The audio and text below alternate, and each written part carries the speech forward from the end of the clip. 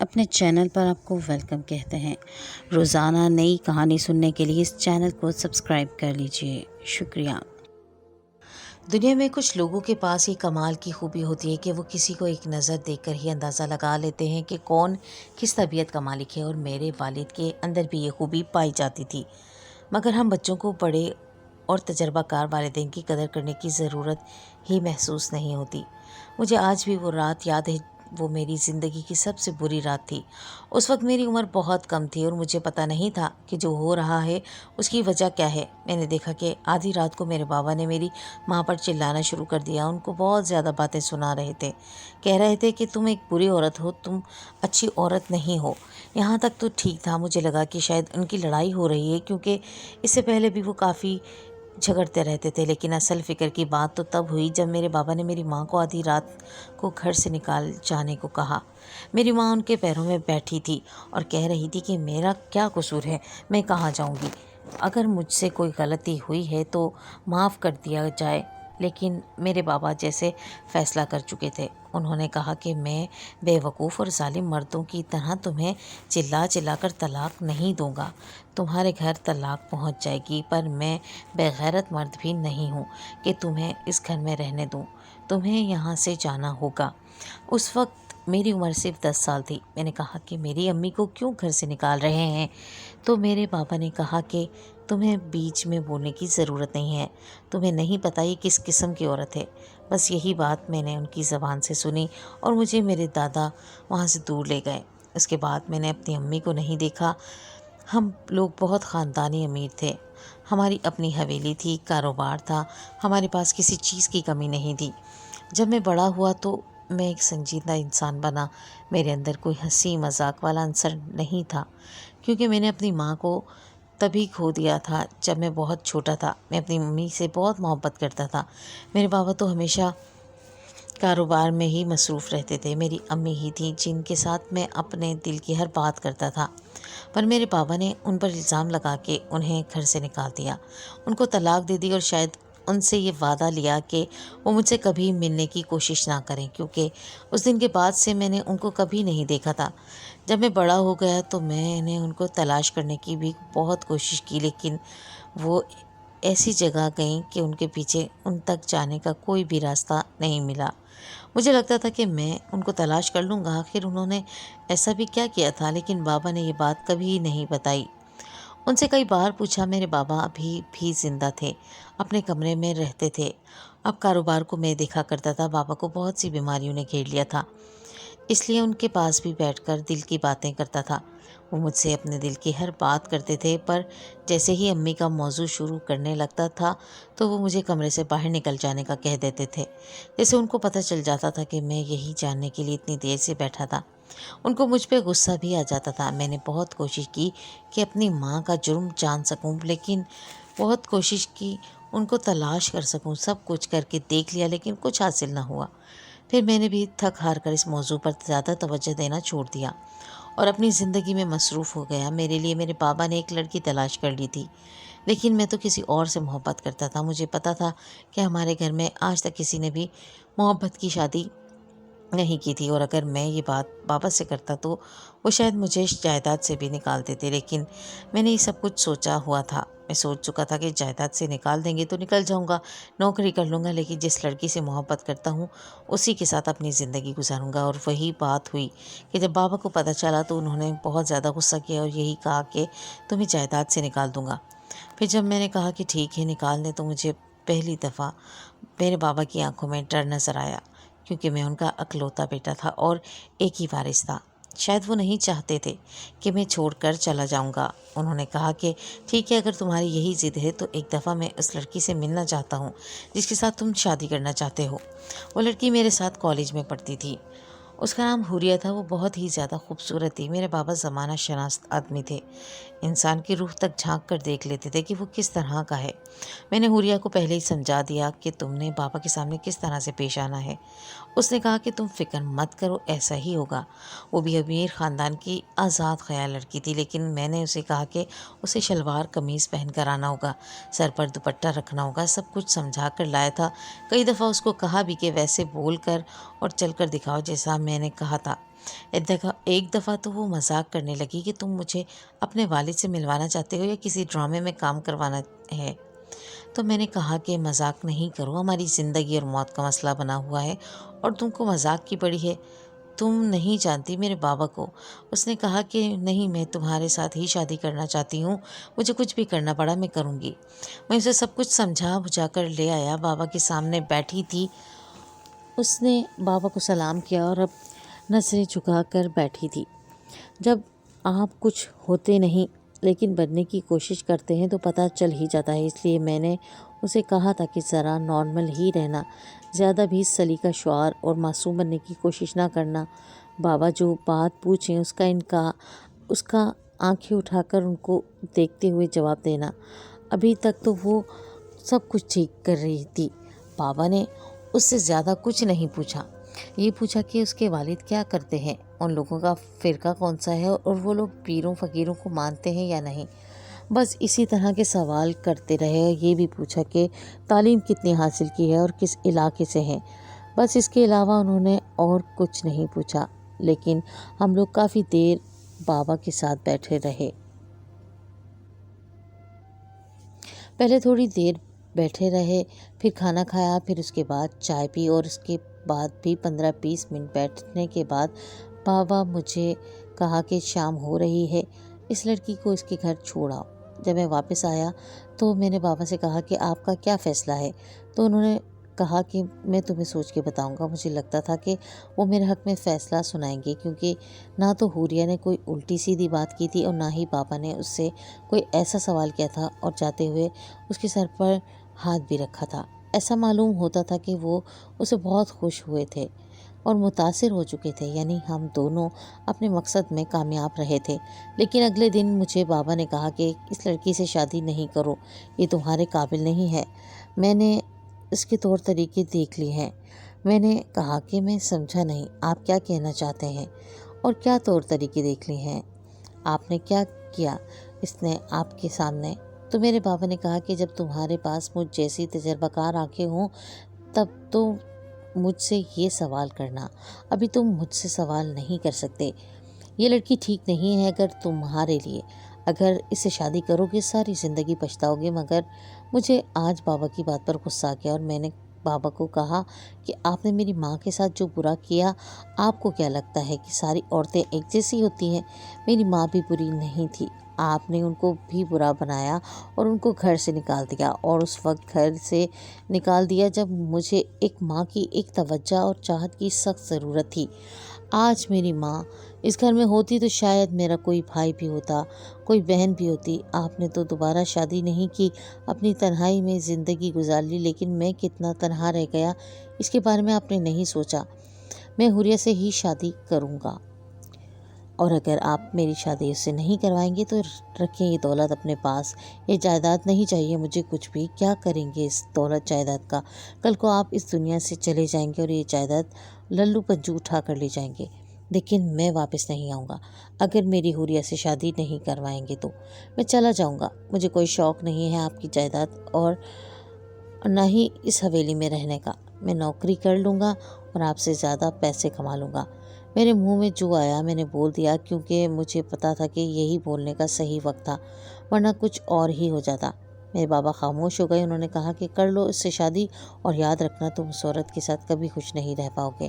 مجھے اس بات پر بھی بہت غصہ آیا کہ ماں باپ بچوں کو دعائیں دیتے ہیں اور میرا باپ مجھے بد دعائیں دے رہا ہے، لیکن میں خاموش ہو گیا کہ چلو کم از کم شادی انہوں نے اجازت تو دے دی۔ شادی تمام لوازمات کے ساتھ ہوئی۔ حوریہ کے بہت سارے ارمان تھے جو میں نے پورے کروائے، کیونکہ میں پورے کروا سکتا تھا۔ اسے جو جوڑا چاہیے تھا میں نے لے کر دیا، وہ جیسا چاہتی تھی سب کچھ ویسا ہی ہوا۔ جیسی سجاوٹ کا اس نے کہا تھا ویسی ہی کروائی گئی، جتنی رسمیں اس نے کہا تھا کہ ہم نے کرنی ہے ہم نے ساری رسمیں کی، کیونکہ شادی ایک دفعہ ہوتی ہے تو خوشی سے ہی کرنی چاہیے۔ اب وہ میری زندگی میں آ گئی تھی، میری بیوی بن گئی تھی۔ آج ہماری شادی اور ولیمے کے بعد پہلا دن تھا۔ میں نے اسے کہا کہ اس حویلی کی ایک رسم ہے کہ تمہیں اس صبح اٹھ کر سب کے لیے میٹھا بنانا ہوگا، لیکن وہ دیر سے اٹھی۔ میں نے کہا کہ کوئی بات نہیں، دیر ہو گئی تو کیا ہوا، جا کر میٹھا بنا لو۔ تھوڑی دیر کے لیے بعد اس نے ٹیبل پر بہت ہی مزیدار قسم کی کھیر بنا کر پیش کر دی۔ سب نے تعریف کی اور کہا کہ بہت اچھی بنی ہے۔ رشتہ دار ہمارے گھر آئے ہوئے تھے، آہستہ آہستہ جانے لگے۔ میری بیوی سے سارے لوگ ہی بہت خوش تھے۔ انہوں نے کہا کہ بہت اچھی لڑکی ہے۔ میں نے کہا کہ تم نے کھیر بہت اچھی بنائی ہے، دوبارہ میرے لیے بنا دو گی؟ اس نے کہا کہ میں نے نہیں بنائی تھی، میں نے تو ہوٹل سے منگوائی تھی۔ میں اس بات پر حیران رہ گیا۔ میں نے کہا کہ تم نے مجھے بتایا کیوں نہیں؟ تو اس نے کہا کہ تمہیں بتاتی تو تمہارے منہ سے کوئی بات نکل جاتی۔ دیکھو رسم بھی ہو گئی، سارے خوش بھی ہو گئے اور سب نے کھیر بھی کھائی۔ میں نے کہا کہ تمہیں کھانا بنانا نہیں آتا؟ تو کہنے لگی کہ نہیں، میں نے کیوں کھانا بنانا تھا، ہمارے گھر میں تو نوکر کھانا بناتے تھے۔ تو پھر جب ایک کام نوکر کر سکتے ہیں تو ہمیں وہ کام سیکھنے کی کیا ضرورت ہے؟ ہمیں بس اتنے پیسے کمانے چاہیے کہ ہم آرام سے نوکر رکھ سکیں۔ بات تو اس کی ٹھیک تھی۔ میں نے کہا کہ ٹھیک ہے، لیکن یہ بات کسی کو پتہ نہ چلے۔ اگر دوبارہ بھی تم سے کچھ بنانے کی فرمائش کریں تو مجھے بتانا، میں اس سمے تمہارا ساتھ دوں گا، لیکن میں تمہیں یہ بھی کہوں گا کہ تھوڑا بہت کھانا بنانا سیکھ لو تو اچھا ہے، کبھی کبھی ہوٹل بند بھی ہوتے ہیں۔ میں نے مسکرا کر کہا تو وہ بھی ہنس دی۔ اس نے کہا کہ جب کی تب دیکھی جائے گی، ہماری زندگی اچھی جا رہی تھی، سب کچھ بالکل ٹھیک تھا۔ شروع میں ویسے بھی سب کچھ ٹھیک ہی ہوتا ہے، جب دن گزرتے ہیں تو پتہ چلتا ہے، اور میرے ساتھ بھی یہی ہونے والا تھا، لیکن مجھے اندازہ نہیں تھا۔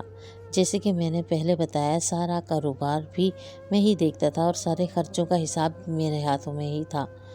میں نے ایک منشی رکھا ہوا تھا جو سارے بل ادا کرتا تھا، لیکن ایک دفعہ وہ بل میری نظروں سے گزرتے تھے تاکہ مجھے پتہ چلے کہ کہاں کتنی رقم استعمال ہو رہی ہے۔ اس میں ایک بل میرے کریڈٹ کارڈ کا بھی تھا۔ جب میں نے اس بل کو دیکھا تو میرے قدموں تلے سے زمین نکل گئی۔ میں حیران رہ گیا کہ آخر اس کارڈ سے اتنی زیادہ شاپنگ کس نے کر لی ہے۔ پھر مجھے یاد آیا کہ میرا کارڈ تو میرے کوٹ کی جیب میں پڑا تھا، اسے شاپنگ کوئی کیسے کر سکتا تھا؟ میں نے جا کر اپنی بیوی سے پوچھا تو اس نے کہا کہ ہاں، میں نے آپ کا کارڈ لیا ہے، میں آپ کی بیوی ہوں تو میرا حق بنتا ہے، کیا میں نہیں لے سکتی؟ میں نے کہا کہ بے شک تم لے سکتی ہو اور میری ہر چیز پر تمہارا حق ہے، لیکن کوئی اس طرح بھی شاپنگ نہیں کرتا۔ ایسا بھی کیا خریدا ہے تم نے؟ دکھاؤ مجھے، اتنا سارا کچھ خریدنے کی کیا ضرورت تھی؟ ابھی تو شادی پہ ہم نے تمہارے لیے سب کچھ نیا بنایا تھا۔ حوریہ کے چہرے سے مسکراہٹ غائب ہو گئی۔ اس نے کہا کہ آپ نے ہر وہ چیز تو نہیں بنائی تھی نا جو میرے دل کو اچھی لگتی ہے۔ مجھے کوئی چیز پسند آ گئی تو میں نے لے لی، اب کیا ساری زندگی وہی چیز میں استعمال کرتی رہوں گی جو آپ لوگوں نے ایک دفعہ میرے لیے بنا دی ہے؟ کیا میں پھر سے شاپنگ نہیں کر سکتی؟ اس بات پر میں خاموش ہو گیا اور میں نے کہا کہ اچھا چلو دکھاؤ مجھے تم نے کیا لیا ہے، میں بھی تو دیکھوں کہ تم کیا خرید کر آئی ہو۔ میں نے اپنے آپ کو تھوڑا پرسکون رکھا اور مسکرا کر بات کی، کیونکہ میں دیکھنا چاہتا تھا کہ اس نے کیا خریدا ہے۔ مجھے لگا کہ بہت سارا سامان ہوگا کیونکہ بل بہت زیادہ تھا، لیکن جب وہ الماری میں سے کچھ نکال کر واپس آئی تو اس کے ہاتھ میں صرف 2 ہی جوڑے تھے۔ میں نے کہا یہ کیا، بس 2 سوٹ؟ اس نے کہا کہ ایسے ویسے سوٹ نہیں ہیں، ایک جوڑا 1.5 لاکھ کا ہے۔ میں نے کہا کہ کیا ہو گیا ہے، تمہیں اتنے مہنگے جوڑے لینے کی کیا ضرورت تھی؟ کیا کسی کی شادی ہے؟ تو اس نے کہا کہ نہیں، کسی کی شادی ہے، پر تم سے شادی کی ہے تو اتنے مہنگے جوڑے تو میں پہن سکتی ہوں نا، اس پوری حویلی کے مالک ہو تم، کیا تمہاری بیوی 1.5 لاکھ کا جوڑا نہیں پہن سکتی؟ اس کی بات پر میں حیران رہ گیا اور میں نے اس کی آنکھوں میں 2 پل کو دیکھا اور میں نے کہا کہ دیکھو، اگر خاندان میں کوئی شادی ہوتی تو بے شک میں تمہارے لیے بہت مہنگا جوڑا خریدتا۔ تم اس گھر کی اکلوتی بہو ہو، لیکن اس کا مطلب یہ نہیں ہے کہ بلا وجہ اور بلا مقصد تم لاکھوں کے جوڑے پہنتی پھرو۔ تمہیں اچھے سے اچھا جوڑا لے کر دیا جاتا ہے، وہ بھی کوئی کم قیمت نہیں ہوتا، لیکن لاکھوں کے جوڑے پہننا یہ کہاں کا انصاف ہے؟ اب تو تم نے لے لیے ہیں، لیکن آئندہ اس طرح کی حرکت نہ کرنا۔ میں نے بات بہت ہی طریقے اور سلیقے سے کی تھی، مجھے لگا تھا کہ وہ میری بات مان جائے گی اور ایسا کوئی رد عمل نہیں دے گی۔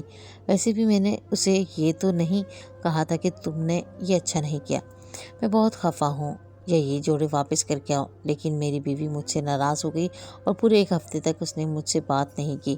اس نے 2 غلطیاں کی تھیں، ایک تو اس نے مجھ سے پوچھے بغیر میرے کریڈٹ کارڈ کو استعمال کیا تھا اور دوسرا اس طرح سے استعمال کیا تھا، لیکن وہ مجھ سے ناراض ہو گئی اور جب تک میں نے اسے دوبارہ اپنا کارڈ نہیں دیا تب تک وہ نہیں مانی، لیکن اس دفعہ میں نے اس پر لمٹ لگا دی تھی۔ اس بات پر بھی اس نے غصہ کیا، لیکن شاید یہ سوچا کہ بھاگتے چور کی لنگوٹی ہی صحیح، اس لیے واپس نہیں کیا اور کارڈ اپنے پاس ہی رکھ لیا اور جتنی لمٹ لگی تھی اتنی شاپنگ کر لی۔ ایک دن میں نے اپنی بیوی سے کہا کہ وہ گھر میں کھانے پینے کا اچھا سا اہتمام کر لے، میرے کچھ دوست ہیں جو کھانے پینے آ رہے ہیں۔ میں نے اسے کہا کہ دوست تم سے بھی ملیں گے، اس لیے خود بھی ذرا تیار ہو جانا، لیکن طریقے اور سلیقے سے ان کی بیویاں بھی ساتھ آ رہی ہیں تو ان کے ساتھ بیٹھنا۔ میری بیوی نے کھانا کا بہت ہی اچھا انتظام کیا تھا۔ میری بیوی بہت زیادہ فضول خرچ تھی اور اس نے زیادہ ہی پیسے لگا دیے تھے، لیکن کھانا بے شک بہت اچھا بنایا تھا۔ جب میں گھر میں داخل ہوا تو مجھے خوشبو سے ہی اندازہ ہو گیا۔ میرے دوست بھی میرے ساتھ تھے، لیکن میں نے اپنی بیوی کو دیکھا تو حیران رہ گیا۔ اس نے کالے رنگ کی ساڑی پہن رکھی تھی جس میں سے اس کی بازو نظر آ رہی تھی اور باقی جسم بھی نمایاں ہو رہا تھا۔ وہ بے شک بہت خوبصورت لگ رہی تھی، مگر مجھے اس کا ایسے حلیے میں میرے دوستوں کے سامنے آنا اچھا نہیں لگا تھا۔ اسے میرے دوستوں کے سامنے اس طرح سے نہیں آنا چاہیے تھا۔ اس نے سلام کیا۔ میرے دوستوں کی تو آنکھیں کھلی کی کھلی رہ گئیں۔ وہ اپنی بیویوں کو ایسے دیکھنے لگے کہ جیسے یہ سوچ رہے ہوں کہ ہماری بیویاں تو کسی کام کی نہیں ہیں، یہ عورت کتنی خوبصورت ہے۔ میں نے جلدی سے اپنی بیوی سے کہا کہ میرے دوستوں کی بیویوں کو لے کر اندر چلی جاؤ اور کھانا بھی وہیں کھانا، اور ہم دوست یہاں بیٹھیں گے، گپ شپ بھی لگائیں گے اور کھانا بھی یہیں کھا لیں گے۔ جبکہ پہلے ایسے کوئی رواج نہیں تھا، ہم سب نے ایک ساتھ بیٹھ کے کھانا کھانا تھا۔ میری بیوی کو اندازہ ہو گیا کہ کچھ گڑبڑ ہے، اس لیے چپ چاپ میری ساری ہدایت پر عمل کیا۔ جب وہ لوگ چلے گئے تو میں نے کہا کہ یہ کیا حلیہ بنایا تھا تم نے؟ میں نے تمہیں کہا تھا کہ طریقے اور سلیقے سے تیار ہونا، اور تم نے اس طرح کے کپڑے پہن لیے۔ تو وہ کہنے لگی کہ آپ کے دوستوں کے سامنے جانا تھا، ان کو بھی تو پتہ چلے کہ میں کتنی خوبصورت ہوں۔ تو میں نے کہا کہ کسی کو یہ بتانے کی کوئی ضرورت نہیں کہ تم کتنی خوبصورت ہو، تم جتنی بھی خوبصورت ہو میرے لیے ہو، کسی اور کے لیے نہیں ہو۔ یہ بات تم نے کیسے کر دی کہ تم ان کو اپنی خوبصورتی دکھانا چاہتی تھی؟ اس طرح کر کے تمہیں کیا مل گیا؟ مجھے اپنی بیوی کی بات اور حرکات پر شدید غصہ آیا، اس لیے آج اپنی بیوی کو خوب ڈانٹ دیا۔ وہ بھی ناراض ہو گئی اور میں نے اسے منایا بھی نہیں۔ مجھے اس کا یہ طریقہ بالکل بھی پسند نہیں آیا تھا، مگر اسے زیادہ سے زیادہ ڈانٹ ہی سکتا تھا اور میں نے یہی کیا، لیکن اسے میری بات کی سمجھ نہیں آئی۔ وہ ابھی بھی اپنی بات پر ڈٹی ہوئی تھی اور کہہ رہی تھی کہ جو میں نے کیا تمہاری عزت بنانے کے لیے کیا، تمہیں نہیں پتہ تمہاری کتنی عزت بنی ہوگی۔ اس طرح کی بات یہ تو مرد خود کہتے ہیں کہ میری بیوی نے میری بڑی عزت بنائی ہے اور تم مجھے ڈانٹ رہے ہو۔ جب تم کل اپنے انہی دوستوں کے ساتھ بیٹھو گے تب تمہیں پتہ چلے گا کہ میں نے کیا کیا ہے اور گھر آ کر میری تعریف کرو گے۔ میں اسے کہنے تو لگا تھا کہ میں ان مردوں میں سے نہیں ہوں جو اس طرح کی باتوں پر خوش ہوتے ہیں، لیکن میں زیادہ بولنا نہیں چاہتا تھا ورنہ ہمارا بہت بڑا جھگڑا ہو جاتا، کیونکہ میں دیکھ رہا تھا وہ آج کل بہت سی چھوٹی چھوٹی باتوں پر بھی جھگڑا کرنے لگی تھی، اس لیے مجبوراً میں بھی نظر انداز کر رہا تھا۔ وہ پہلے کی طرح نہیں رہی تھی، بالکل بدل گئی تھی۔ میں حوریہ کی وجہ سے بہت پریشان رہنے لگا تھا، اس کی فضول خرچیوں سے تنگ آ گیا تھا۔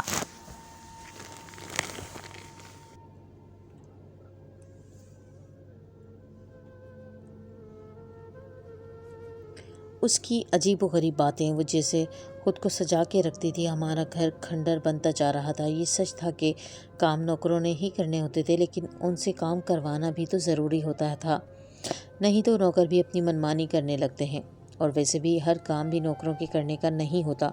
ہمارا گھر اتنا گندا بھی کبھی نہیں تھا جتنا اب ہو گیا تھا۔ میں اس قدر پریشان رہنے لگا تھا کہ ہائی بلڈ پریشر کی گولیاں کھانے لگا تھا۔ ایک دن اپنے بابا کے کمرے میں گیا اور کہا کہ میری بلڈ پریشر کی دوائی ختم ہو گئی ہے، آپ کے پاس ہوگی کیا؟ تو انہوں نے کہا کہ ہاں، میں تو روز کھاتا ہوں، لیکن تمہیں کھانے کی کیا ضرورت پڑ گئی اور آج اتنے دنوں بعد میرے کمرے میں آئے ہو اور بدلے بدلے لگ رہے ہو؟ میں نے کہا کہ گولی دے دیں، بہت تھک گیا ہوں۔ انہوں نے کہا کیا بات ہے بیٹا، بتاؤ، مجھے نہیں بتاؤ گے تو کس کو بتاؤ گے؟ تو میں نے ان کو ٹالنے کی کوشش کی اور کہا کہ کوئی بات نہیں ہے، لیکن بات تو تھی، اور یہ بات تھی کہ میں اپنی پسند کی عورت سے اس قدر تنگ آ گیا تھا کہ مجھے ایسا لگتا تھا کہ اس کے ساتھ میری زندگی نہیں گزرے گی۔ پھر بھی سب کچھ برداشت کرتا رہا کہ فضول خرچ ہے تو برداشت کر لیتا ہوں، تھوڑی سی بیوقوف ہے، اپنا آپ دکھانے والی ہے تو یہ بھی برداشت کر لیتا ہوں، شاید اس میں کوئی اجر ہو۔ لیکن پھر ایک دن مجھے ایک ایسی چیز ملی کہ میرے قدموں تلے سے زمین نکل گئی۔ یہ میری بیوی نے میرے ساتھ کیا کر دیا تھا۔ وہ چیز لیے میں اپنے بابا کے کمرے میں چلا گیا، ان کو دکھائی تو وہ بھی ساری داستان سمجھ گئے۔ اس سے پہلے میں اپنی بیوی سے جھگڑا بھی کر چکا تھا، وہ بھی اپنے کمرے میں بیٹھی تھی، اسے کسی بات کی پرواہ نہیں تھی۔ میں جا کر بابا کے قدموں میں بیٹھ گیا اور روتے ہوئے کہنے لگا کہ آپ نے بالکل ٹھیک کہا تھا، یہ عورت میری زندگی برباد کر رہی ہے، میں اس کے ساتھ بالکل بھی خوش نہیں ہوں اور اس کی فضول خرچیوں سے میری دولت ختم ہوتی جا رہی ہے، اس نے میرے گھر کو کھنڈر بنا دیا ہے۔ میری دوستوں یاروں کے سامنے اپنا آپ دکھاتی ہے، جب میرے ساتھ جاتی ہے تو سارے لوگ اس کو دیکھتے ہیں اور یہ اس بات پر خوش ہوتی ہے، نامعقول کپڑے پہن کر میرے ساتھ چل پڑتی ہے۔ اور اب یہ دیکھیں اس نے کیا کیا، اب آپ دیکھ رہے ہیں نا، اس نے ہمارے وارث کی جان لے لی، اسے اس دنیا میں آنے سے پہلے ہی مار دیا۔ اور جب میں نے اس سے پوچھا کہ اس نے یہ سب کیوں کیا تو کہنے لگی کہ میں ابھی بچہ نہیں پیدا کرنا چاہتی، نہ ہی ورنہ میرا وجود خراب ہو جائے گا، ایسا کوئی کرتا ہے بھلا؟ میں زار رو رہا تھا۔ بابا نے میرے سر پر ہاتھ رکھا اور کہا کہ میں نے تو تمہیں پہلے ہی کہا تھا کہ یہ عورت تمہارے لیے ٹھیک نہیں ہے۔ تو میں نے ان کو حیران ہو کر دیکھا اور کہا کہ لیکن آپ کو کیسے ہر بات پتہ چل جاتی ہے؟ آپ نے تو حوریہ کے ساتھ بمشکل 1 گھنٹہ ہی گزارا تھا، آپ کو کیسے پتہ چل گیا تھا کہ وہ اس طرح کی عورت ہے؟ میرے بابا نے کہا کہ ایک بری عورت کے اندر یہی 3 نشانیاں ہوتی ہیں، ایک تو یہ کہ وہ اپنے شوہر کی دولت کی حفاظت نہیں کرتی، شوہر کا مال مفت سمجھ کر ضائع کرتی ہے، دوسرا یہ کہ وہ اپنا آپ ظاہر کرتی ہے، وہ اپنے جسم کو ڈھانپ کر نہیں رکھتی ہے، اسے غیروں سے تعریف کروانے کا زیادہ شوق ہوتا ہے، اور تیسرا یہ کہ وہ کبھی بھی آپ کی نسل بڑھانے کی بات نہیں کرتی، اگر مجبوری میں ایسا ہو جائے تو الگ بات، ورنہ وہ یہی سب کچھ کرتی ہے جو تمہاری بیوی نے کیا۔ میں نے کہا کہ آپ نے بالکل ٹھیک کہا تھا، واقعی آپ کا تجربہ تھا، مجھے آپ کے تجربے سے فائدہ اٹھانا چاہیے تھا اور آپ کی بات ماننی چاہیے تھی، لیکن میں نے خود تجربہ کر کے اپنی آدھی زندگی برباد کر لی اور آپ کا دل بھی دکھایا۔ میں رو رہا تھا اور بابا مجھے چپ چاپ کمر پر تھپکی دے کر دلاسا دے رہے تھے۔ پھر روتے روتے میں اچانک سے چونکا اور میں نے اپنے بابا کی طرف دیکھا۔ میں نے کہا کہ کیا میری ماں بھی ایسی تھی؟ میرے بابا نے ایک لمبی سانس لی اور کہا کہ ہاں وہ ایسی ہی تھی، وہ پہلے ایسی نہیں تھی، لیکن تمہاری پیدائش کے بعد وہ بدلنے لگی تھی، اور پہلی 2 باتوں کو میں بھی نظر انداز کر رہا تھا، لیکن جب مجھے پتہ چلا کہ تمہارے بعد ہمارے ہاں اولاد کیوں نہیں ہو رہی تو میرے قدموں تلے سے زمین نکل گئی۔ مجھے بچوں کی بہت خواہش تھی اور یہ خواہش کوئی ناجائز خواہش نہیں تھی۔ جب تم اس دنیا میں آئے تو میں بہت خوش ہوا، میں تمہارے جیسے اور بیٹے چاہتا تھا اور مجھے بیٹیوں والی رحمت بھی چاہیے تھی، لیکن ڈاکٹر نے کہا کہ آپ کی بیوی میں کوئی مسئلہ بن گیا ہے، اس لیے علاج کروانا ہوگا، یہ فی الحال ماں نہیں بن سکتی۔ میں اس کا علاج کرواتا تھا اور علاج کی مد میں اسے ہزاروں لاکھوں روپے بھی دیا کرتا تھا۔ وہ ڈاکٹر کے ساتھ ملی ہوئی تھی، وہ پیسے ڈاکٹر سے لے کر تھوڑے پیسے ڈاکٹر کو دے دیتی تھی اور باقی پیسے اپنی جیب میں ڈال لیتی تھی۔ شاید میں اس کی یہ بات بھی معاف کر دیتا کہ وہ ماں نہیں بننا چاہتی تھی، لیکن جب وہ ماں بن گئی تب اس نے اپنے آپ کو اس منصب سے کیوں گرایا؟ اور تم جانتے ہو جو کام تمہاری بیوی نے 1 دفعہ کیا ہے اس عورت نے 7 دفعہ کیا تھا۔ اس نے ہمارے 7 بچوں کو اس دنیا میں آنے سے پہلے ہی ختم کر دیا تھا، اور جب مجھے یہ بات پتہ چلی تھی تب میری تو جیسے کمر ٹوٹ گئی تھی اور ضبط کی تمام حدود ختم ہو گئی تھیں۔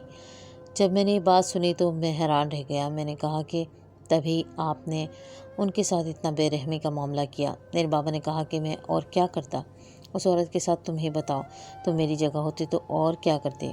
میں نے کہا کہ اب میں کیا کروں، کیونکہ میں آپ کی جگہ ہی تو آ گیا ہوں۔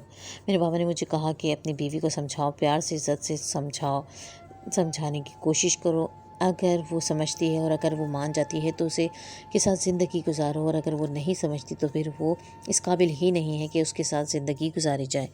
زندگی کیونکہ ایسی عورت اچھی عورت نہیں ہوتی۔ بابا کی بات مجھے اچھے سے سمجھ آ گئی تھی۔ میں نے حوریہ کو سمجھانے کی بہت کوشش کی، میں اسے جتنا سمجھاتا تھا وہ اتنا ہی میرے ساتھ لڑائی جھگڑا کرتی تھی۔ آخر تھک کر میں نے اس سے کہا کہ تمہارے پاس 3 مہینے ہیں، اگر تم نے اپنے آپ کو نہیں بدلا تو میں تمہیں چھوڑ دوں گا۔ اسے لگا کہ میں مذاق کر رہا ہوں، میں اسے چھوڑ ہی نہیں سکتا کیونکہ میں اس کے بغیر نہیں رہ سکتا تھا اور اسی بات کا فائدہ اٹھا رہی تھی۔ وہ مجھے اپنا دیوانہ بنا کر اپنا غلام سمجھنے لگی تھی۔ اسے 3 مہینے کا وقت بالکل نظر انداز کر دیا، بلکہ ان 3 ماہ میں اس نے جان بوجھ کر اور بھی بہت ساری غلطیاں کر ڈالی جن کو میں بالکل بھی برداشت نہیں کر سکتا تھا۔ اس لیے میں نے چپ چاپ اسے اپنی زندگی سے نکال دینا اسی وجہ سے نہیں بتائی۔ اسے خود سوچنا چاہیے تھا کہ کیا وجہ کیا ہو سکتی ہے، لیکن اس نے مجھ سے نہ تو معافی مانگی اور نہ ہی کہا کہ تم نے ایسا کیوں کیا۔ اس نے بس مجھے اتنا کہا کہ تم ایسا کر کے پچھتاؤ گے، کبھی خوش نہیں رہو گے، اور اس گھر سے چلی گئی۔ اس کے جانے سے میں جیسے بالکل ٹوٹ سا گیا تھا اور چاہتا تھا کہ اب ساری زندگی اسی طرح گزاروں، مگر اس بار میں اپنے بابا کو انکار کر کے دکھی نہیں کرنا چاہتا تھا، اس لیے ان کی خواہش پر سر جھکا لیا۔ کچھ عرصے بعد میرے بابا نے میری شادی ایک بیوہ عورت سے کروائی جس کا شوہر ایک حادثے میں چلا گیا تھا۔ اس سے مل کر مجھے ایسا لگا کہ اس دنیا میں اچھی عورتیں بھی ہوتی ہیں، لیکن ہمیں بری عورتوں کی پہچان ہونی چاہیے۔ مجھے اپنے بابا کے تجربے سے سیکھنا چاہیے تھا، پر شاید میری زندگی بھی تجربہ لکھا تھا۔ ایک بری عورت ایسی ہی ہوتی ہے جیسی حوریہ ہے، اور ایک اچھی عورت ایسی ہی ہوتی ہے جیسی میری موجودہ بیوی نور ہے، جو میرے مال کی حفاظت کرتی ہے، اپنے آپ کو ڈھانپ کر رکھتی ہے، اور وہ ماں بننے والی ہے۔ اسے ماں بننے کا بہت شوق ہے۔ وہ کہتی ہے کہ وہ میری نسل کو آگے بڑھائے گی، میرے بچے پیدا کرے گی۔ ایک مرد کو اس سے زیادہ اور کیا چاہیے ہوتا ہے؟ لیکن کچھ عورتیں یہ بات نہیں سمجھتی، اور وہی عورتیں دنیا کی بد نصیب ترین عورتیں ہوتی ہیں، اور وہ مرد بھی بد نصیب ہوتے ہیں جو ایسی عورتوں کو بنا سوچے سمجھے اپناتے ہیں، کیونکہ حوریہ جیسی عورتیں صرف مردوں کی زندگی سے کھیلنا چاہتی ہیں، اور یہ 3 باتیں جن عورتوں میں نہیں ہوتی وہ اس دنیا کی سب سے اچھی عورتیں ہوتی ہیں، اور ایسی عورتوں کے ساتھ ہی زندگی خوبصورت گزرتی ہے۔